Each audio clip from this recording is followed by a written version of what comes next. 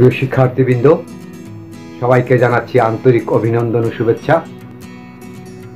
আশা করি সবাই ভালো আছো। আমিও তোমাদের দোয়ায় ভালো আছি। আজকে আলোচনা করব পদার্থবিজ্ঞান দ্বিতীয় পত্রের অষ্টম অধ্যায়। এই অধ্যায় থেকে ইতোমধ্যে 6টি ক্লাস নেওয়া হয়েছে। এটি এই অধ্যায়ের সপ্তম ক্লাস। বিগত ক্লাসগুলোর লিংক আজকের ক্লাসের ডেসক্রিপশনে দেওয়া আছে। তোমরা যারা গত ক্লাসগুলো দেখোনি তারা আমার চ্যানেল ফিজিক্স ক্লাস উইথ HCBতে ক্লাসগুলো দেখে নেবে। এবং যথারীতি বলবো, যারা এই চ্যানেলে নতুন তারা চ্যানেলটি সাবস্ক্রাইব করবে এবং অল বাটনে ক্লিক করবে, এতে নতুন নতুন ভিডিওর নোটিফিকেশান পেয়ে যাবে। তো প্রিয় শিক্ষার্থীরা, তোমাদের নিশ্চয়ই মনে আছে যারা গত ক্লাসটি করেছো, যে গত ক্লাসটি ছিল আমাদের এক্সের উপর। সেখানে দেখেছি যে অতি দ্রুত গতিসম্পন্ন ইলেকট্রন যখন কোনো ধাতব পাতে এসে আঘাত করেছে, তখন সেখান থেকে উচ্চ বেদন ক্ষমতা সম্পন্ন এক প্রকার রশ্মি নির্গত হয়েছে। সেটিকেই আমরা এক্সরে বলেছিলাম। এবং এক্সরে কিভাবে উৎপাদন হয়, কিভাবে তার ব্যবহার হয়, এগুলো নিয়ে আমরা আলোচনা করেছিলাম। তো আজকে আলোচনা করব আলোক তড়িৎ ক্রিয়া বা ফটো ইলেকট্রিক ইফেক্ট বা ফটো ইলেকট্রিক ক্রিয়া। এটি 1873 খ্রিস্টাব্দে ডব্লিউ স্মিথ নামক একজন বিজ্ঞানী, মূলত তিনি একজন টেলিফোন অপারেটর ছিলেন, তিনি এটি আবিষ্কার করেন, এই আলোক তড়িৎ ক্রিয়া। পরবর্তীতে 1887 খ্রিস্টাব্দে হার্জ তড়িৎদ্বার পরীক্ষায়ও এই ঘটনাটি লক্ষ্য করেন। 1888 সালে হলওয়ার্থ এরকম একটি ঘটনা প্রত্যক্ষ করেন। 1899 সালে জে থমসনও লক্ষ্য করেন। 1900 সালে লিনার্ড নামক আরেকজন বিজ্ঞানী, তিনিও এর ব্যাখ্যা বা বিশ্লেষণ করার চেষ্টা করেন। তো আমরা প্রথমেই দেখব যে এই আলোক তড়িৎ ক্রিয়া বা ফটো ইলেকট্রিক ইফেক্ট এর সংজ্ঞাটা কি। এক্সরে যা ছিল অনেকটা তার বিপরীত। তো এখন এর সংজ্ঞা হলো যে যথোপযুক্ত উচ্চ কম্পাঙ্ক বিশিষ্ট আলোক রশ্মি কোনো ধাতব পৃষ্ঠে আপতিত হলে তা থেকে ইলেকট্রন নিঃসৃত হওয়ার ঘটনাকে ফটো ইলেকট্রিক ক্রিয়া বা আলোক তড়িৎ ক্রিয়া বলে। লক্ষ্য করো, ধাতব পাতে এসে পড়বে যথোপযুক্ত কম্পাঙ্ক বিশিষ্ট আলোক রশ্মি। আলোক রশ্মি যখন এই ধাতব পাতে এসে আপতিত হবে, তখন এই ধাতব পাত থেকে ইলেকট্রন বেরিয়ে আসবে এবং ইলেকট্রনগুলো যদি গতিশীল হয়, তখনই সেখানে একটি তড়িৎ প্রবাহের সৃষ্টি হয়। এই ঘটনাটাকেই বলা হয় যা ফটো ইলেকট্রিক ইফেক্ট বা আলোক তড়িৎ ক্রিয়া। আর যেই ইলেকট্রনগুলো ধাতব পাত থেকে বেরিয়ে আসছে সেগুলোকে বলা হয় ফটো ইলেকট্রন। আর এই ফটো ইলেকট্রনগুলো প্রবাহের ফলে যে তড়িৎ প্রবাহের সৃষ্টি হয় সেটাকে বলা হয় ফটো তড়িৎ বা আলোক তড়িৎ প্রবাহ। ঠিক আছে, তাহলে আমরা আবার সংজ্ঞাটা একটু রিপিট করছি যে যথোপযুক্ত কম্পাঙ্ক বিশিষ্ট আলোক রশ্মি যখন কোনো ধাতব পাতে এসে আপতিত হয়, তখন সেখান থেকে ইলেকট্রন নিঃসৃত হওয়ার ঘটনাকে বলা হয় আলোক তড়িৎ ক্রিয়া বা ফটো ইলেকট্রিক ক্রিয়া। এখন তার পরীক্ষা দেখব। একটা ছোট্ট পরীক্ষার মধ্য দিয়ে আমরা দেখব যে কি করে ধাতব পাত থেকে ইলেকট্রনগুলো বেরিয়ে আসে এবং সেখানে আরও কিছু রাশি আমরা পাবো। সেগুলো হলো সম্পৃক্ত প্রবাহ, নিবৃত প্রবাহ, তারপরে সূচন কম্পাঙ্ক। এগুলো নিয়ে আজকে আমরা আলোচনা করব। তো আমরা চলে যাচ্ছি যে ফটো ইলেকট্রিক ক্রিয়া বা আলোক তড়িৎ ক্রিয়ার একটি পরীক্ষা। শিক্ষার্থীরা, এখানে একটি চিত্র দেওয়া আছে, তোমরা লক্ষ্য করো, একটি চিত্র দেওয়া আছে। এটি এই যে টিউব, বা নল, এই নলটি কোয়ার্টজ নির্মিত নল। এই নলে দুটি ধাতব পাত আছে, এ এবং সি।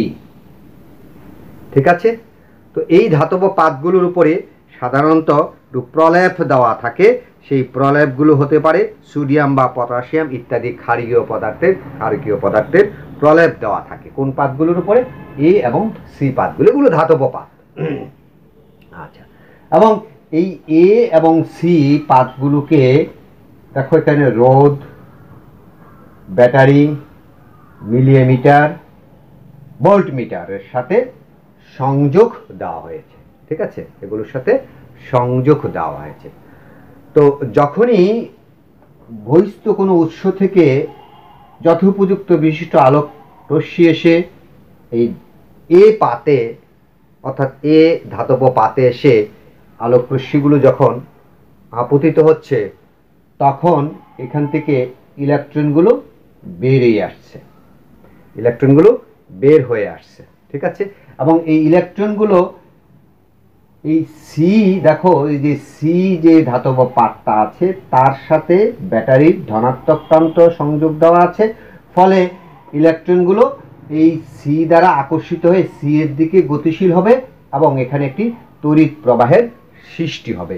এই যে মিলি এমিটারের সাহায্যে এই তড়িৎ প্রবাহকে আমরা পরিমাপ করতে পারবো। একটি তড়িৎ প্রবাহের সৃষ্টি হবে, তড়িৎ প্রবাহের সৃষ্টি হচ্ছে। এই তড়িৎটাকেই বলা হচ্ছে ফটো তড়িৎ বা আলোক তড়িৎ প্রবাহ। আচ্ছা, আর এই ইলেকট্রনগুলোকে বলা হচ্ছে ফটো ইলেকট্রন। ঠিক আছে, বা আলোক ইলেকট্রন বলা হচ্ছে। আচ্ছা, তো এখন এখানে দেখো এই যে আলোক রশ্মিগুলো আপতিত হচ্ছে, এর একটি নির্দিষ্ট কম্পাঙ্ক লাগবে। এই নির্দিষ্ট কম্পাঙ্কের কম হলে এখান থেকে ইলেকট্রন নিঃসৃত হবে না। আচ্ছা, তো এখন এই বিভব, এখানে যে বিভব দেওয়া আছে, এই বিভব ধীরে ধীরে যদি বাড়ানো হয়, বিভব যদি ধীরে ধীরে বাড়ানো হয়, তখন দেখা যাবে যে এই ইলেকট্রনগুলো বেশি বেশি পরিমাণে ধাতব পাত এ থেকে নিঃসৃত হচ্ছে এবং এই তড়িৎ প্রবাহের পরিমাণটাও এখানে বেড়ে যাচ্ছে।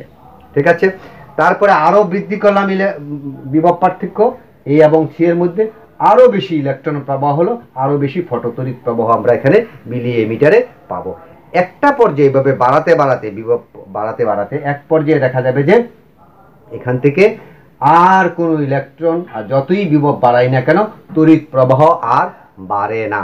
যতই বিভব পার্থক্য বা যতই বিভব বাড়াই না কেন, এখানে আর তড়িৎ প্রবাহের মান আর বাড়ে না, আর বৃদ্ধি পায় না। এই অবস্থাটাকে বলা হয় সম্পৃক্ত প্রবাহ। এই অবস্থাটাকে বলা হয় সম্পৃক্ত প্রবাহ। ঠিক আছে, তাহলে ফার্স্ট ফেজে আমরা দেখলাম যে এখানে এই এ পার্টটিকে ঋণাত্মক প্রান্তের সাথে, সি পার্টটিকে ধনাত্মক প্রান্তের সাথে, এবং এখানে বিভবের মান ধীরে ধীরে বাড়ালে তড়িৎ প্রবাহের মান ধীরে ধীরে বৃদ্ধি পেতে থাকে। এবং এই তড়িৎ প্রবাহ এখন বিভবের মান আরও যতই বাড়াই না কেন, তড়িৎ প্রবাহের মান একটা নির্দিষ্ট মানের পরে আর বৃদ্ধি পায় না। এই প্রবাহটাকে বলা হয় সম্পৃক্ত প্রবাহ। ঠিক আছে, তাহলে ফার্স্ট ফেজে আমরা সম্পৃক্ত প্রবাহ পেলাম। এবার আসো এই টার্মিনালটাকে চেঞ্জ করে দিই, অর্থাৎ এ এর সাথে দিব ধনাত্মক প্রান্ত আর বি এর সাথে দিব ঋণাত্মক প্রান্ত। ঠিক আছে,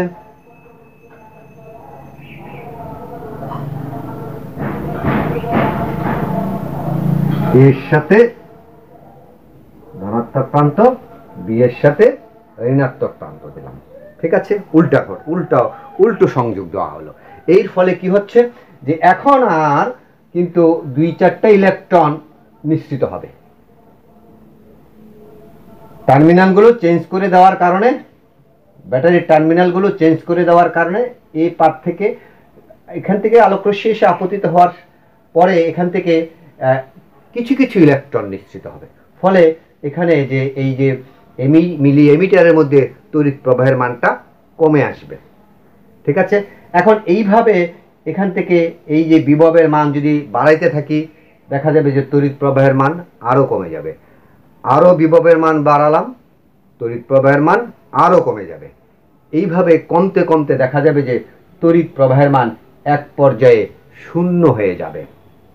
এই বিভবের একটা নির্দিষ্ট মানের জন্য দেখা যাবে যে এই মিলিমিটার দিয়ে আর কোনো তড়িৎ প্রবাহ হচ্ছে না, এই বিভবটাকে তখন বলা হবে যে নিবৃত বিভব। এই বিভবটাকে বলা হবে যে নিবৃত বিভব বলা হবে। আচ্ছা, তো এই ইলেকট্রনের এই যে যেই গতি নিয়ে ইলেকট্রনগুলো অগ্রসর হচ্ছে সি পাতের দিকে, সে তার ব্যাগ যদি ভি হয়, তার ব্যাগ যদি বি হয়, তাহলে ইলেকট্রনের গতিশক্তি সমান সমান সমান হবে। তাহলে আমরা পেয়েছিলাম কি, সম্পৃক্ত প্রবাহ পেয়েছিলাম, সম্পৃক্ত প্রবাহ,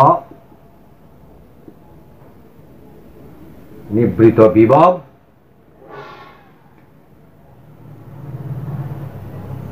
নিবৃত্তি বিভব, গতিশক্তি।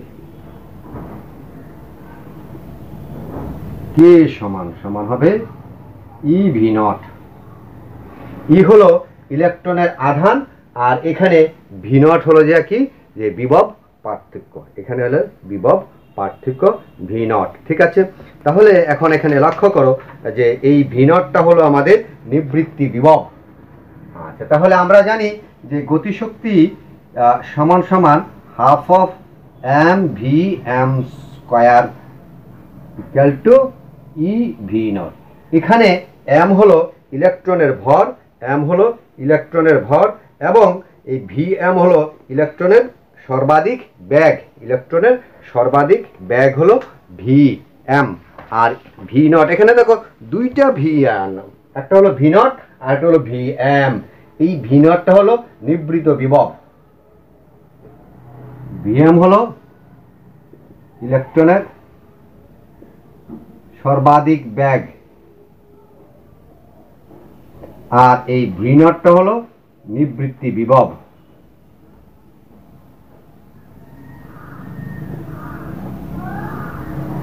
নিবৃত্তি বিভব হলো, ঠিক আছে, ভি নটটা হলো নিবৃত্তি বিভব। তো এখন যে এই যে নিবৃত্ত বিভবের সাথে যে সম্পর্ক, সুতরাং ভি ইকুয়াল টু হচ্ছে root over of twice E V naught by M. এটা হলো আমাদের কার কার মধ্যে সম্পর্ক, যে এই ইলেকট্রনের ব্যাগের সাথে নিবৃত বিভবের সম্পর্ক। ঠিক আছে, আচ্ছা, তাহলে এখন আমরা দেখব যে এই যে আলোকরশ্মিগুলো এসে আপতিত হচ্ছে, আমাদের সংজ্ঞার শুরুতেই বলা হচ্ছিল যে যথোপযুক্ত কম্পাঙ্ক। এখন এই আপতিত আলোর কম্পাঙ্ক যদি বৃদ্ধি পায়, বৃদ্ধির সাথে সাথে ফটো ইলেকট্রনের এই গতিশক্তিও, ফটো ইলেকট্রনের গতিশক্তিও বৃদ্ধি পায়।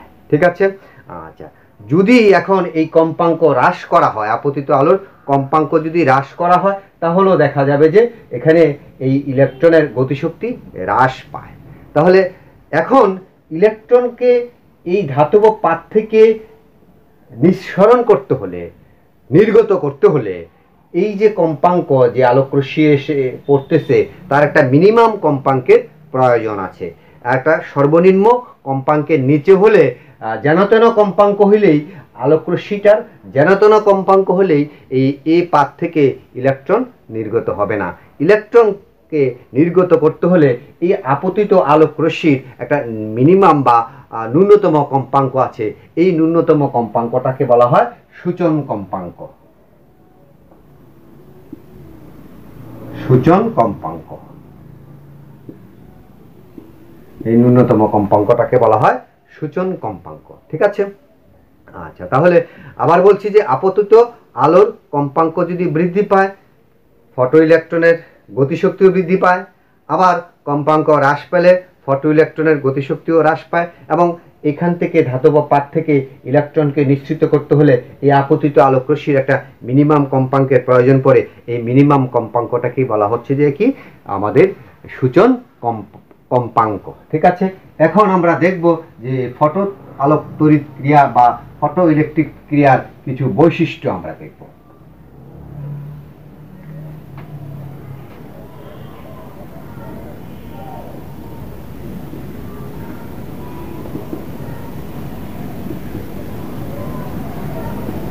আলোক তড়িৎ ক্রিয়ার বৈশিষ্ট্য।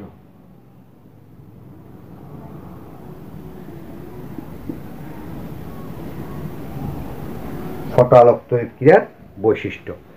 প্রথমত, এই যে আপতিত আলোকরশ্মি, এই আপতিত আলোকরশ্মি যদি একটি যথোপযুক্ত কম্পাঙ্ক থাকে তখন সাথে সাথেই এখান থেকে ইলেকট্রন নিঃসৃত হতে থাকে। তাহলে আমরা বলতে পারি যে কি বলতে পারি যে আপতিত আলোকরশ্মি আপতনের সাথে সাথে ধাতব পাত থেকে তাৎক্ষণিকভাবে ইলেকট্রন নিঃসৃত হয়, অর্থাৎ ফটোইলেকট্রিক ক্রিয়া একটি তাৎক্ষণিক ঘটনা। ফটোইলেকট্রিক ক্রিয়া একটি তাৎক্ষণিক ঘটনা।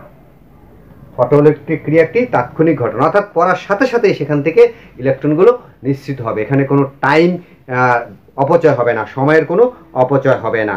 আচ্ছা, তারপরে ফটোইলেকট্রিক ক্রিয়ার গতিশক্তি আলোর কম্পাঙ্কের উপর নির্ভরশীল। আমি আগেই বলেছি যে এখান থেকে এই যে আপতিত আলোগুলো এসে যে ধাতব পাত্রে পড়ছে, এই আলোর একটা মিনিমাম কম্পাঙ্ক থাকে। অতএব আমরা বলতে পারি এই যে ইলেকট্রন যে গতিশক্তি অর্জন করছে বা গতিশক্তি যে সামনের দিকে অগ্রসর হচ্ছে, সেই গতিশক্তি নির্ভর করে এই আপতিত আলোর কম্পাঙ্কের উপরে নির্ভর করে, কিন্তু তীব্রতার উপরে নির্ভর করে না, আলোর তীব্রতার উপরে নির্ভর করে না। তাহলে আমাদের দ্বিতীয় পয়েন্ট হলো, প্রথম পয়েন্ট হলো এটি একটি তাৎক্ষণিক ঘটনা। আলোক ক্রিয়া একটি তাৎক্ষণিক ঘটনা, অর্থাৎ আলোকরশ্মি আপতিত হওয়ার সাথে সাথেই সেখান থেকে ইলেকট্রন নিঃসৃত হবে, এখানে কোনো সময়ের অপচয় হবে না। আর দ্বিতীয় বৈশিষ্ট্য পেলাম কি, যে এই ইলেকট্রনের গতিশক্তি আপতিত আলোর কম্পাঙ্কের উপরে নির্ভর করে, কিন্তু আলোর তীব্রতার উপরে নির্ভর করে না। আচ্ছা, 3 নম্বরে হলো যে কোনো নির্দিষ্ট কম্পাঙ্কের জন্য, নাম্বার 3, যে কোনো নির্দিষ্ট কম্পাঙ্কের জন্য ফটো প্রবাহ আপতিত আলোর তীব্রতার সমানুপাতিক। আলোর ফটো প্রবাহটা, অর্থাৎ ওই যে আলোক তড়িৎ প্রবাহ, যেটা তড়িৎ প্রবাহ, এই ফটো ইলেকট্রনের কারণে যে তড়িৎ প্রবাহিত হচ্ছে, সেই ফটো প্রবাহটা আপতিত আলোর তীব্রতার সমানুপাতিক, অর্থাৎ আলোর তীব্রতা বৃদ্ধি পেলে ফটো প্রবাহ বৃদ্ধি পায়। এখানে এই আলোর তীব্রতা যদি বৃদ্ধি পায় তাহলে ফটো তীব্রতা বৃদ্ধি পায়, আলোর তীব্রতা যদি কম হয় তাহলে ফটো প্রবাহটাও কমে। ঠিক আছে, ফটো প্রবাহটাও কমে। 4 নম্বর হলো প্রত্যেকটি ধাতুর, এই যে এখানে এই যে ধাতব পদার্থগুলো, ধাতবের পাতগুলো দেওয়া আছে, এগুলো বিভিন্ন ধাতব পাত হতে পারে, বিভিন্ন পদার্থের ধাতব পাত হতে পারে। তো প্রত্যেকটি ধাতুরই কি আছে, যে একটি নির্দিষ্ট কম্পাঙ্ক আছে, একটি ন্যূনতম কম্পাঙ্ক আছে। আপতিত আলো, এই যে আপতিত আলো, এই আপতিত আলোর তীব্রতা যতই হোক না কেন, আপতিত আলোর তীব্রতা যতই হোক না কেন, তার কম্পাঙ্ক, এই আপতিত আলোর কম্পাঙ্ক যদি এই ধাতব পাতের কম্পাঙ্কের চেয়ে কম হয় তাহলে সেখান থেকে ইলেকট্রন নিঃসৃত হবে না। তাহলে ইলেকট্রন নিঃসৃত হতে হলে কি হতে হবে, এই যে ধাতব পাতের যে কম্পাঙ্ক আছে সেই কম্পাঙ্কের চেয়ে আপতিত আলোর কম্পাঙ্ক অবশ্যই বেশি হতে হবে। বেশি না হলে পরে এই ধাতব পাত থেকে ইলেকট্রন নিঃসৃত হবে না। ঠিক আছে, তাহলে শিক্ষার্থীরা আজকে এ পর্যন্তই। আমরা আলোক তড়িৎ ক্রিয়া সম্পর্কে আরও একটি ক্লাস নেওয়ার আশা রাখছি। সে পর্যন্ত সবাই ভালো থেকো, সুস্থ থেকো। ধন্যবাদ সবাইকে।